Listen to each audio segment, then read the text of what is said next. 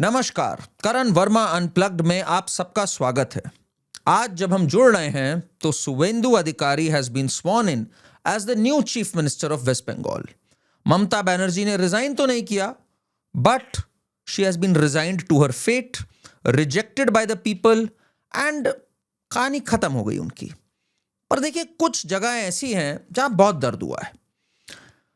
पाकिस्तान में बहुत दर्द हुआ, पाकिस्तान का मीडिया बहुत बातें कर रहा है इस बारे में। साथ ही साथ ये जो पूरा इंटरनेशनल मीडिया है, न्यूयॉर्क टाइम्स से लेके अल जजीरा की सुने तो बिल्कुल डेमोक्रेसी खतरे में है। एक अकेली महिला हार गई है, उसके साथ बहुत बुरा हुआ है। अलग अलग खबरें आ रही हैं। बांग्लादेश में हमने देखा कि क्या हुआ है। उनका कहना है अरे अब घुसपैठ कैसे होगा, एज इफ घुसपैठ तो उनका जन्मसिद्ध अधिकार है।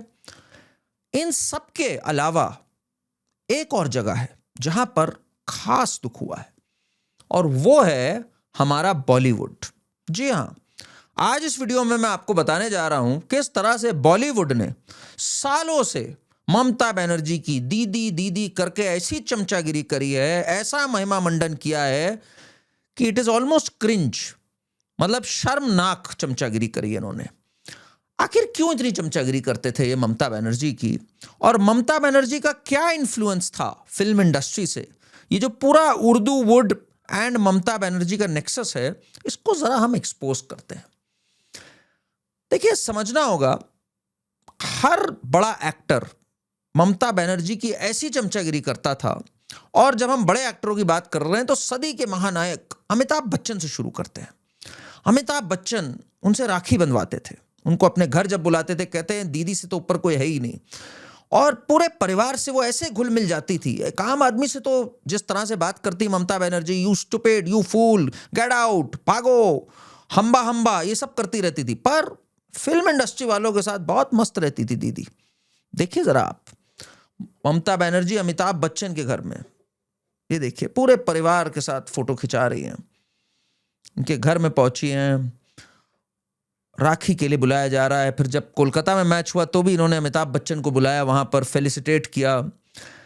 एंड गजब का रिश्ता है ये पूरा। जया बच्चन की बात सुनिए जरा। जया बच्चन जो कि सबको गाली देती रहती है, इटर्नली फ्रस्ट्रेटेड है, पर ममता बनर्जी बड़ी तारीफ करती है। सुनिए।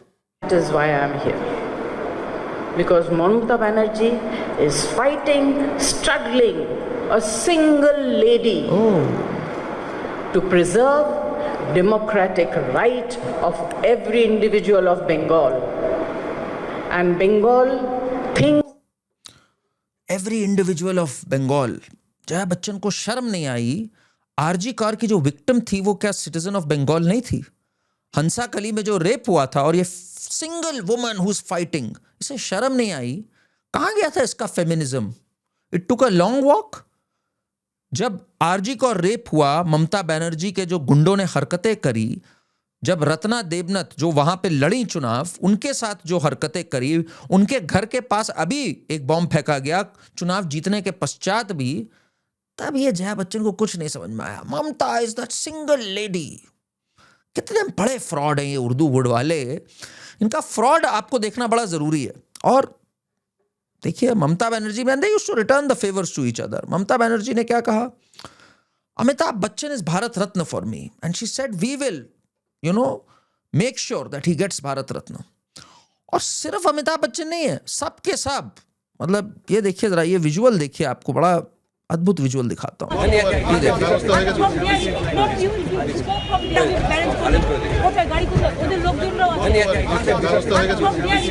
पैर छू रहे हैं शाहरुख खान। मतलब वैसे तो इस्लाम में पैर छूना आई थिंक हराम होता है, बिकॉज सिर्फ अल्लाह के सामने झुका जाता है। But Mamata Banerjee is also, भाई एक अल्लाह से अगर मैं बात करूं तो ममता बनर्जी ने काफ़ी लुभाया है पूरी जमात को। तो शाहरुख खान ने इन सारे प्रिंसिपल्स को, हराम हलाल को भी किनारे रखते हुए ममता बनर्जी के पैर छुए। बहुत अच्छी बात है। कभी आपने देखा ऐसे पैर छूते हुए एक इतने बड़े एक्टर को, एक चीफ मिनिस्टर के? मैंने तो भाई पहली बार देखा। कोई मतलब इट इज अनबिलीवेबल, ऐसा पैर छूने की क्या जरूरत है। हर बार जब मिलते थे तो पैर छूते हुए फोटो खिंचाते थे शाहरुख खान। मतलब चमचागिरी की लिमिट देखिए आप। ये देखिए जरा कैसे पैर छू रहे हैं और कैसे गले मिल रहे हैं।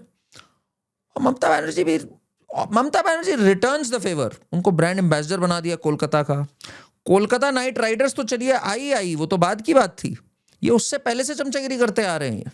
कोलकाता नाइट राइडर्स जब आई तो ये 2008 की बात थी, जब आईपीएल शुरू हुआ। ममता बनर्जी तो पावर में रुक कर आई। ये हमेशा से दीदी दीदी करके ये पूरी जो लिबरल जमात है समहाउ इस महिला के पीछे दीवानी हुई थी, जबकि इस महिला ने कभी कोई ऐसे प्यार से किसी से नहीं बात करी, कोई ऐसा फेमिनिज्म वाला काम नहीं किया। बस एक अकेली महिला है जो लड़ रही है। लड़ किससे रही है? बंगाली लोगों से लड़ रही है, उन्हीं के विरुद्ध लड़ रही है। खैर आगे बढ़ते हैं हम। सलमान खान को देखिए जरा आप, ये देखिए, ये जब आते हैं इनसे मिलने, और सब के सब आके इनके दर्शन जरूर करते हैं चाहे जो हो। कितने एक्साइटेड है सलमान खान, इनसे मिलने पहुंचे, इनके साथ गए, और फिर सलमान ने एक स्टेटमेंट दी। सलमान ने कहा कि ये तो मेरे से भी घर छोटा है इनका, मेरे से भी छोटे घर में रहती है, तो मेरे से भी ज्यादा सादगी भरी है।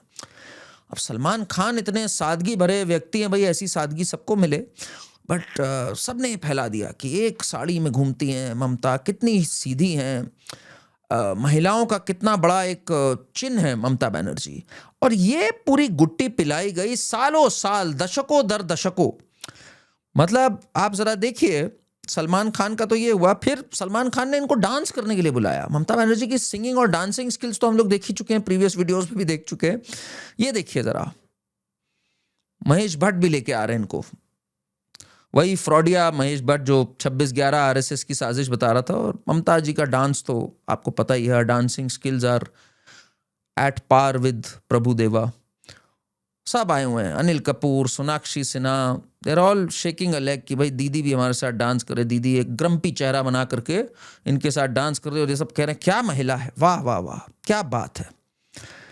तो ये चमचागिरी इनकी हमेशा से चलती आ रही है। क्वेश्चन ये है, क्यों करते आए ये लोग ये चमचागिरी? दरअसल वेस्ट बंगाल का एक बड़ा स्ट्रॉन्ग इन्फ्लुएंस रहा है फिल्म इंडस्ट्री पे।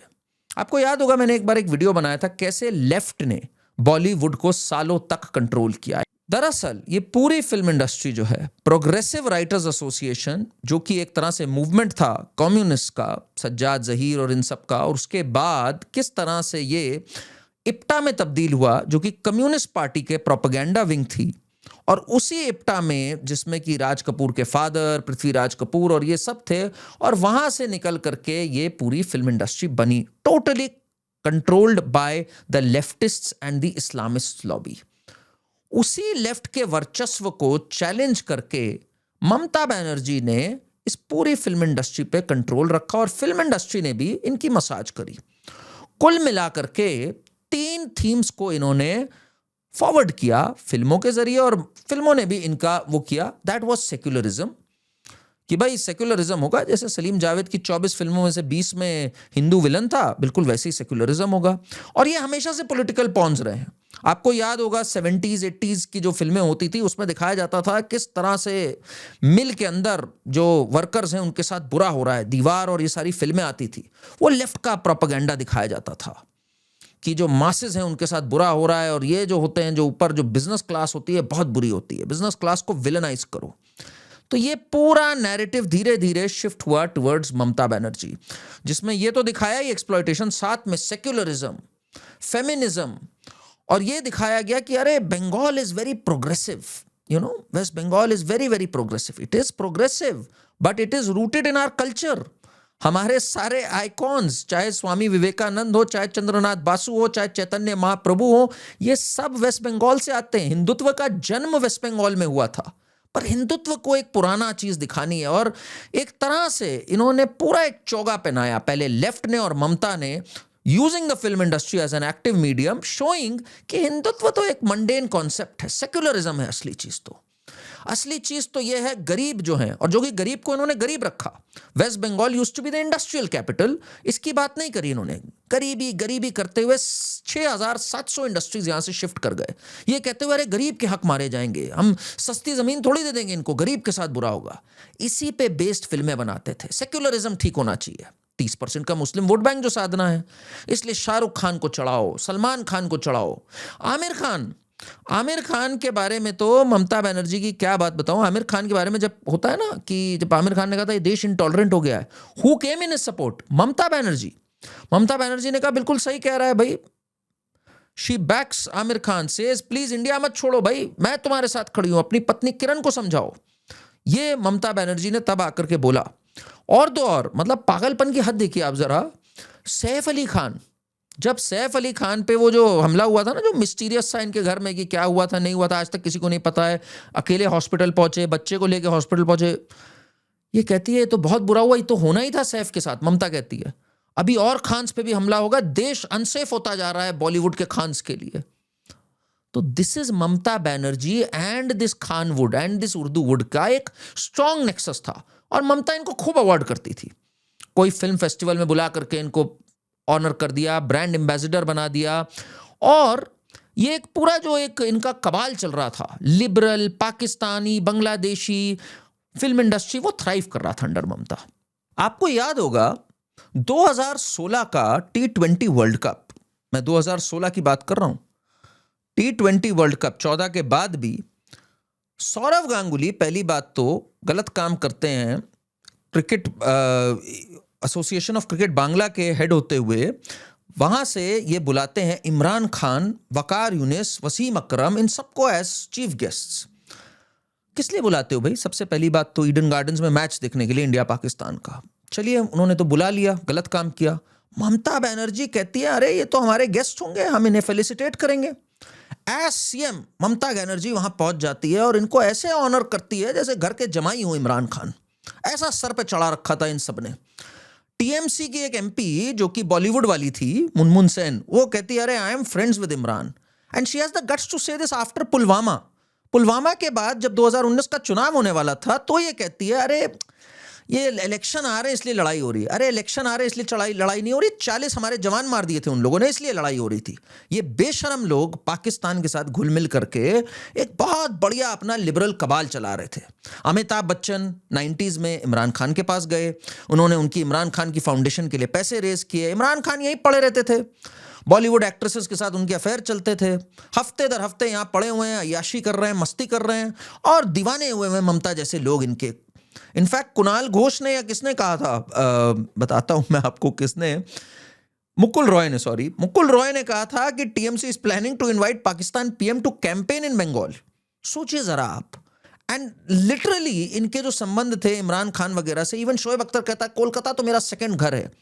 इसलिए नहीं कि कोलकाता नाइट राइडर्स में खेलता था और कोलकाता में उसने एक टेस्ट मैच में अच्छा परफॉर्मेंस किया था, but Kolkata was always open to these guys. इन सबको इनवाइट किया जाता था, इन सबके साथ एक बढ़िया फंक्शंस किए जाते थे and they were almost treated as state guests. तो ये पूरा जो कबाल है ना, ये ममता ने स्टिच टुगेदर किया था इस टाइम पे, and this cabal has completely been destroyed in this election. देखिए ये कबाल जो था ना, नॉट जस्ट हिपोक्रेट था बट एंटी नेशनल और फ्रॉड था। और मैं यहां वर्ड एंटी नेशनल बोलना चाहूंगा। सुनिए जरा संजय दत्त क्या कहते हैं 1993 ब्लास्ट के बाद। 1993 मुंबई में जो ब्लास्ट हुआ जिसमें संजय दत्त आर्म्स एक्ट के तहत कन्विक्ट हुए, उस पर इनका क्या कहना है? 1993 में जो मेरे साथ हुआ था तो उसमें एक ही लेडी ने सपोर्ट किया था, वो ममता जी थी, दीदी थी। और उसके बाद सोचिए जरा, बेशर्मी की हद। और बाय द वे ये बेशर्मों में सारे फिल्म इंडस्ट्री वाले लोग थे, सब प्लेकार्ड्स लेके पहुंच गए थे, लेट्स प्रोटेक्ट संजू। क्या क्या हो रहा था उस टाइम पे।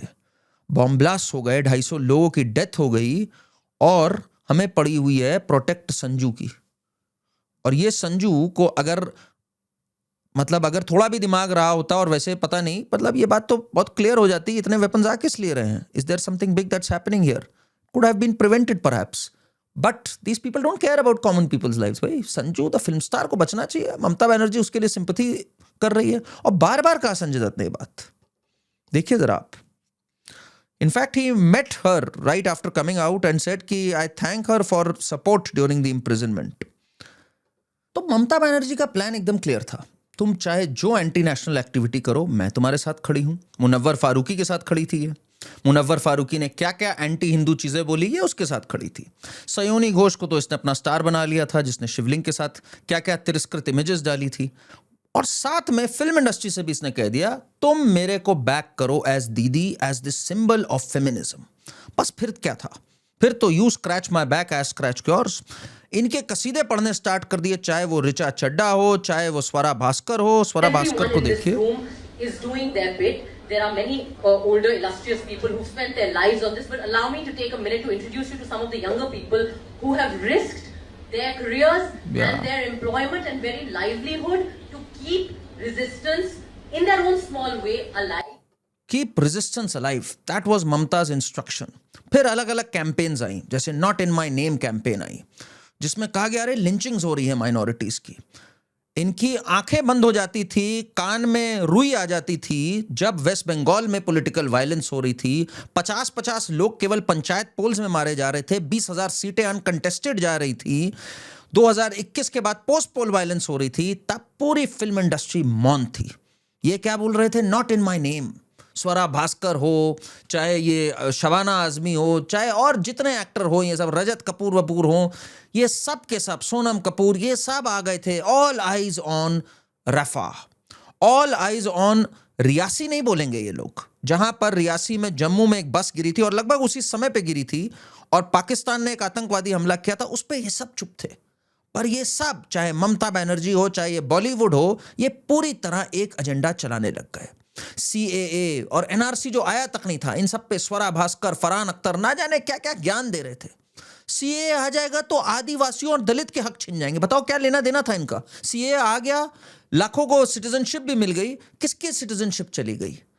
स्वरा भास्कर, ये मुनव्वर फारूकी कह रहा है मेरे कागज खो गए हैं, 2002 के दंगों में मेरे कागज खो गए हैं। इसको पनाह कौन दे रहा है? ममता बनर्जी पनाह दे रही है। ऋचा चड्ढा का तो मेल्ट डाउन हो गया जिस दिन चुनाव आया। लोगों ने ऐसे ट्रोल किया इसको कि इसको अपना कमेंट सेक्शन बंद करना पड़ गया। इसने क्या कहा, cowards never play fair and she said Bengal elections have been stolen.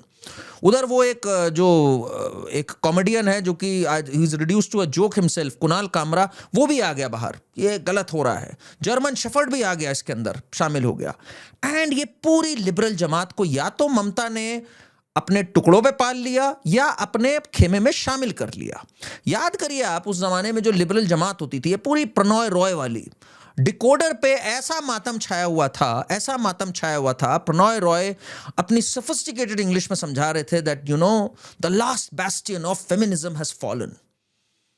He did not see feminism in Rekha Patra, Sandeshkhali की विक्टिम जो जीती। He did not see feminism जब आरजी कौर विक्टिम की mother won the election. That emotional thing, he did not see that. Sagarika Ghosh जैसे लोग, आप सोचो, जिसके सामने इनटॉलरेंस की हरकत करी थी ममता बनर्जी ने। याद होगा आपको ये क्लिपिंग जब नई आई थी ममता बनर्जी, देखिए। You are SFI cadres. These are university students. So what? University, there are so many universities. They have selected. They have selected only from Maoist organization. No, I'm sorry. Okay. I cannot say. I have a prestige. No. Okay. I am not. Okay. This is a different. No. Sagarika Ghosh के सामने she walked out और बाद में इसी सागरिका घोष को इसने party में लिया, पार्लियामेंट में भेजा और आज वो क्या क्या बोलती रहती है, देखिए आप। I'm finding it like a kind of homecoming to be in a party where I can speak Bengali, where I can relearn But can Bengali. you speak your mind? I can speak my mind. Look, I think Mamta Banerjee is one of the most, and I genuinely believe this, I find her personally deeply inspiring. She is Everyone started saying she's very inspiring, Shatrughan Sinha.